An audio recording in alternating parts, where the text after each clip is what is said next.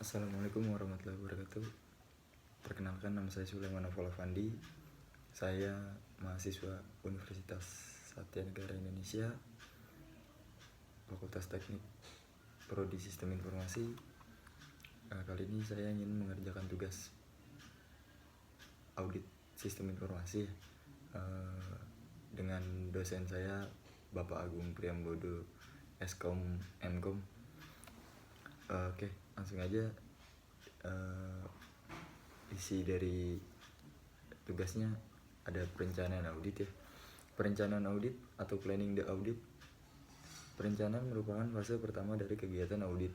Bagi auditor eksternal, hal ini artinya adalah melakukan investigasi terhadap klien untuk mengetahui apakah pekerjaan mengaudit dapat diterima, menempatkan staf audit, menghasilkan perjanjian audit, menghasilkan informasi latar belakang klien, mengerti tentang masalah hukum klien, dan melakukan analisa tentang prosedur yang ada untuk mengerti tentang bisnis klien dan mengidentifikasikan risiko audit.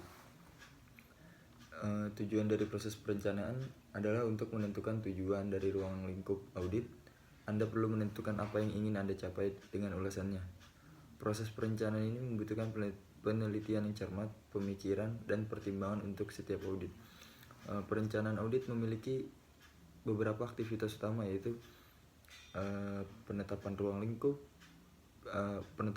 lingkup dan tujuan audit, pengorganisasian tim audit, pemahaman mengenai operasi bisnis klien, kaji ulang hasil audit sebelumnya, penyiapan program audit. Jadi perencanaan audit memiliki 5 aktivitas.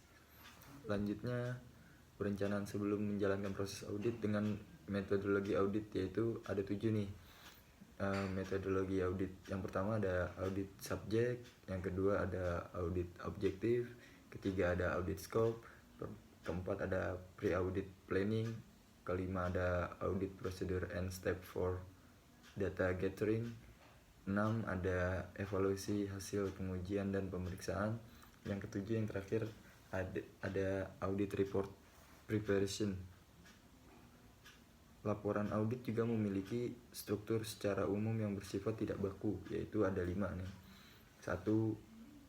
Pendahuluan, yang kedua kesimpulan umum auditor, yang ketiga hasil audit, keempat rekomendasi, kelima exit interview. Dan direferensikan sebagai bagian dari setiap proses perencanaan audit ini ada 8 ya.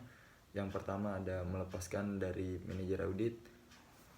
Melepaskan manajer dari audit, misalkan jika audit termasuk dalam rencana audit, pasti ada beberapa alasan manajer audit harus menyampaikan kepada tim audit informasi tersebut yang menyebabkan audit dijadwalkan. Ini mungkin termasuk komentar dari IT manajemen dan atau kekhawatiran yang diketahui di daerah tersebut. Faktor-faktor yang menyebabkan terjadinya audit dijadwalkan perlu dicakup dalam rencana audit. Selain itu, manajer audit harus dapat memberikan tim audit kontak kunci untuk audit tersebut. Yang kedua ada survei awal. Tim audit harus meluangkan waktu sebelum setiap audit melakukan survei pendahuluan di wilayah yang akan diaudit untuk memahami apa auditnya akan memerlukan. Hal ini memungkinkan akan mencakup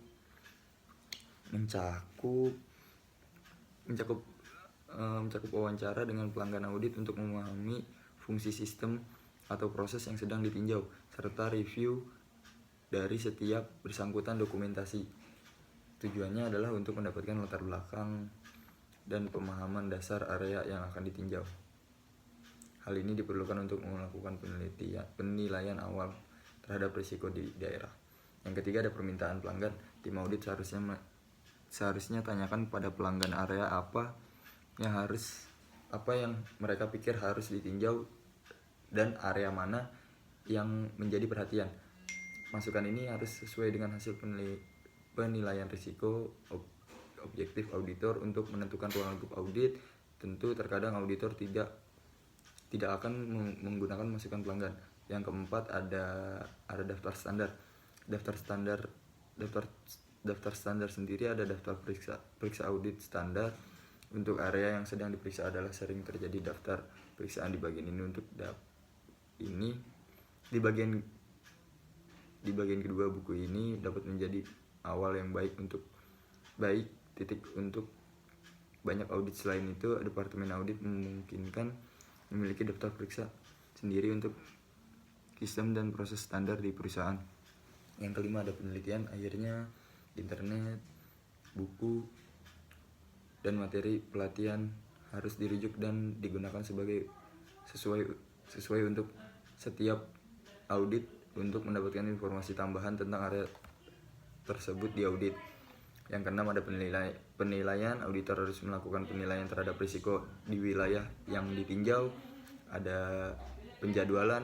Elemen penting dari proses perencanaan adalah penjadwalan audit, yaitu menentukan saat audit akan berlangsung. Yang ke-8, ada memulai rapat. Menjelang akhir proses perencanaan, memulai harus dilakukan dengan audit pelanggan, sehingga Anda dapat mengkomunikasikan apa yang masuk dan keluar dari ruang lingkup proyek audit, dan juga menerima masukan terakhir mereka. Oke. Menurut saya itu cukup. Sekian, terima kasih.